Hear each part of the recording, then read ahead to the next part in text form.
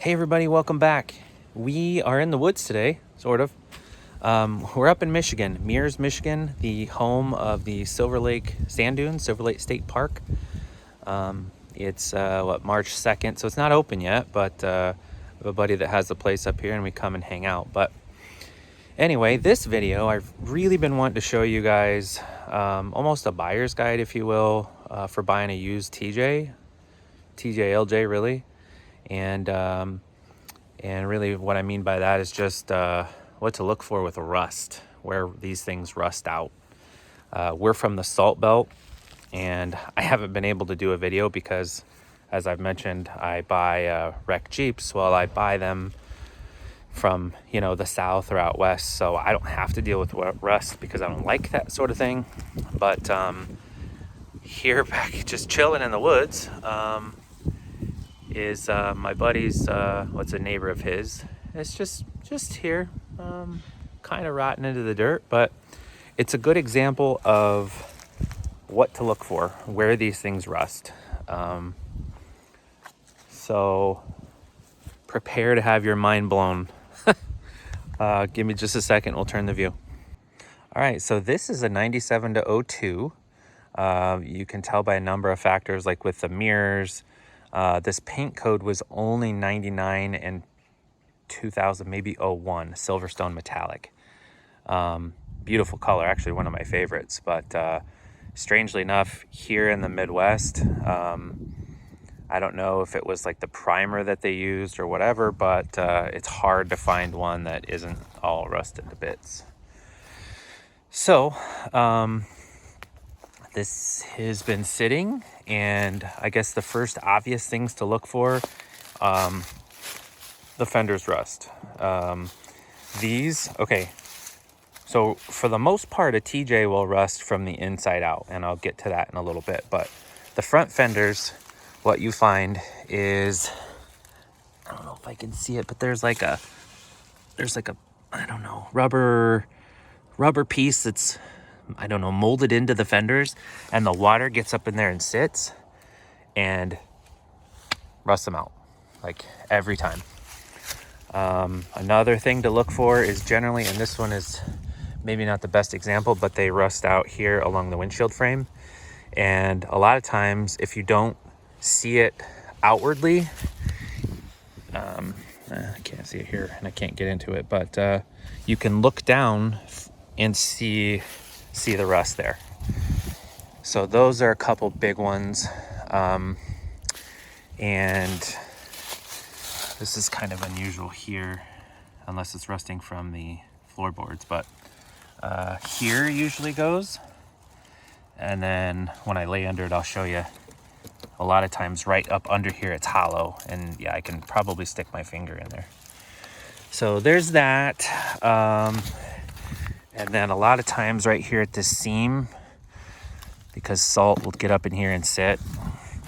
And then here, almost every time on both sides. This side isn't through yet, but it will be. And I'll show you that too, or no, I won't probably, because this has the inners. But this back cross member that runs across the tub, it gets wet, it rusts, and it rusts from the inside out. So that's almost it as far as the body goes.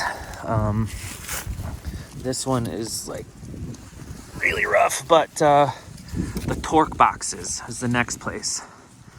You can see this is through, well, that's together, but I could put my finger through it, I'm guessing. And then, as I mentioned, right there, so it'll go through here generally first and then pops out all along here. So then obviously the frame, you hear all the time about the frames. So all these holes are the first places you'll see them. And this one isn't cracked in half, but it probably isn't solid. So when you're looking at a TJ, I mean, gosh, nowadays they got those frame fix-it kits, and they can kind of trick you. So you really got to see, like, you got to look for all these factory holes. But a real good indicator is, see how thick that is? It's it's swollen. And this whole section is just junk. Like, I would not buy this. I would not own this. I don't even know that I would part it out, because while it's a 4-cylinder and it's got the 410 gears front and rear, which somebody would want to buy, I mean, they're gonna be rusty. Oh gosh, yes. Like, I wouldn't want an axle that's been sitting in a big vat of salt. So yeah, but usually that one right there, you don't even have to lay down and look at it, and a lot of times can tell how it is. But they go back here in the frame, because all that sediment that, I don't know if I can get in there and see that for you. All that sediment in there, like, can swoosh back here when there's water in there, and it comes back in here and sits. So they rot out up here. And more so a YJ thing. I've seen some of them like that too. They'll rust out here by the steering box. I've actually seen some of the steering boxes like rip off the frame.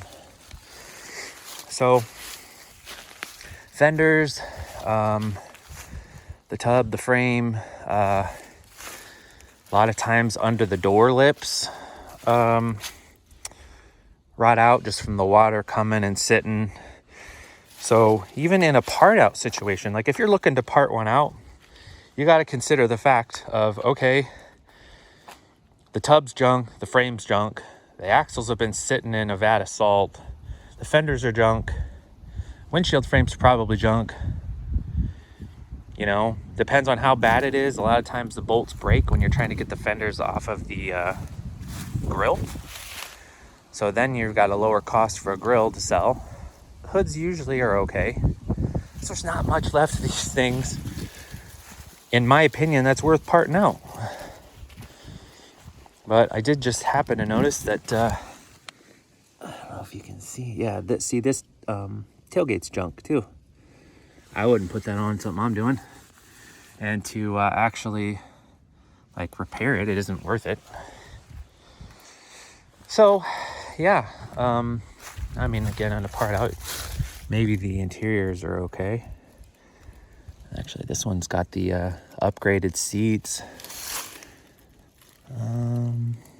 This one does not have AC. No AC, no cruise, but they did option in the seats and the console.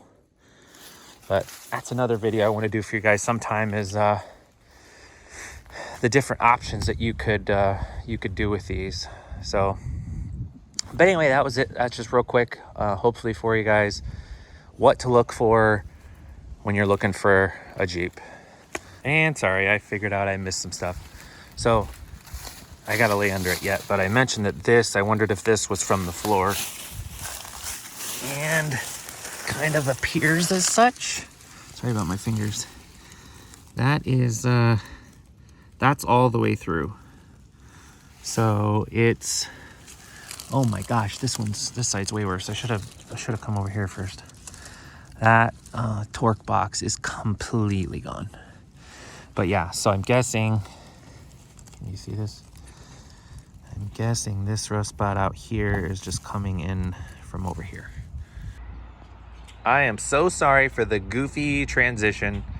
I had some technical difficulties, and here we are. So I told you TJ LJ, but we didn't really talk about an LJ. LJs are a little different in that the only kind of, I don't know, different spot is that, well, I have rocker guards, but right here at the bottom of the tub on a LJ, they seem to rust for whatever reason.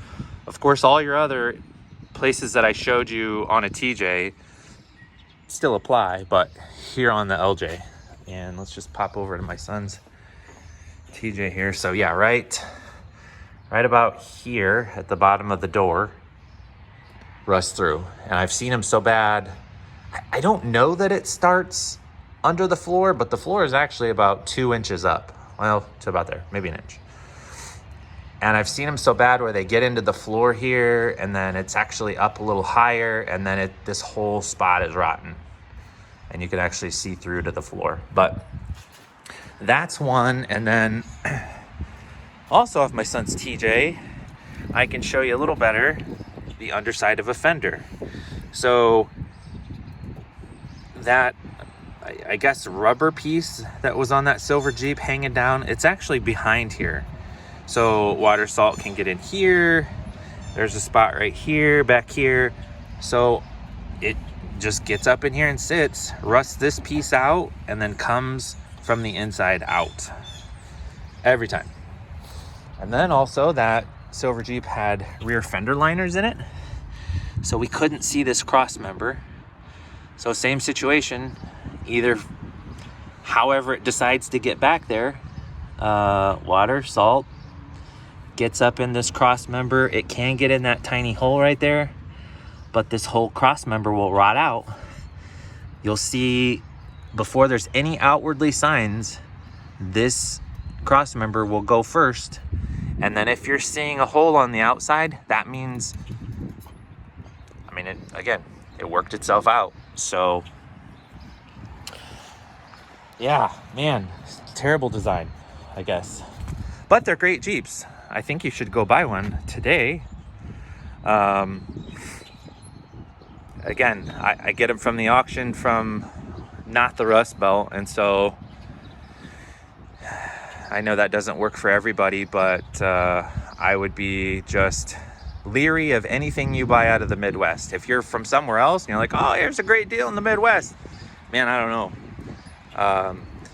As far as your frame repair kits go, so just be looking for those. I mean, you can tell because I think every single one of them that I've seen, all the factory holes get covered up. And so here's generally the first place they go. So if that hole isn't there, somebody's put a patch in it. Same with the center section. That patch comes way up, like halfway through here.